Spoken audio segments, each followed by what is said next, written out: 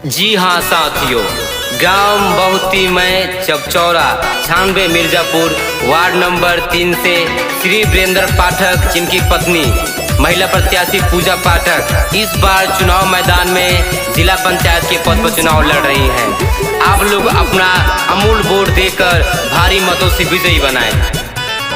Ward number 3 से आवता आवाज हो, सब लोग करेला जेकर अपनाज हो, जन जन के चहेता हो, बना दो विजेता हो, हवे युवा नेता हो, बना दो विजेता हो। पूजा वीरेंद्र के तू पहिरा ताज हो, सब ही के दिलावा पे कर ले जे राज हो, हवे सबके चहेता हो, बना दो विजेता हो, जन जन के चहेता हो, बना दो विजेता हो। वीरेंद्र पाठक जिंदाबाद जिंदाबाद जिंदाबाद, वीरेंद्र पाठक जिंदाबाद जिंदाबाद जिंदाबाद।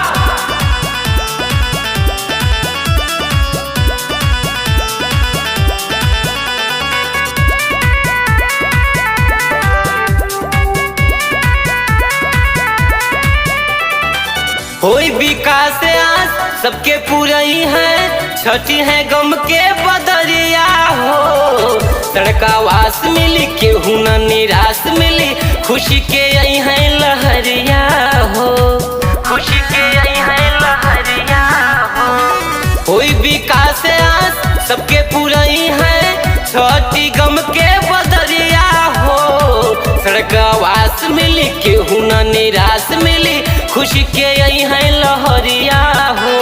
सब ही समस्या के एक समाधान हो, पूजा वीरेंद्र के कर मतदान हो, जन जन के चहेता हो, बना दो विजेता हो, पूरा गौवा कहता हो, बना दो विजेता हो।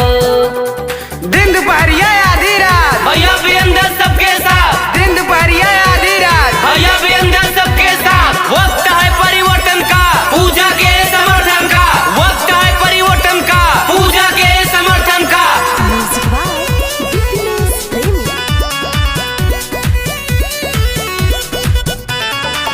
कर विचार प्यार दे दना अब की, पक्का पूजा के इरादा हो, सब ही जाने लाइन के दिल से माने लाइन के, बाटे स्वभाव बड़ा सादा हो, बाटे स्वभाव बड़ा सादा हो। कर विचार प्यार दे दना अब की, पक्का वीरेंद्र के इरादा हो, सब ही जाने लाइन के दिल से माने लाइन के, बड़े स्वभाव बड़ा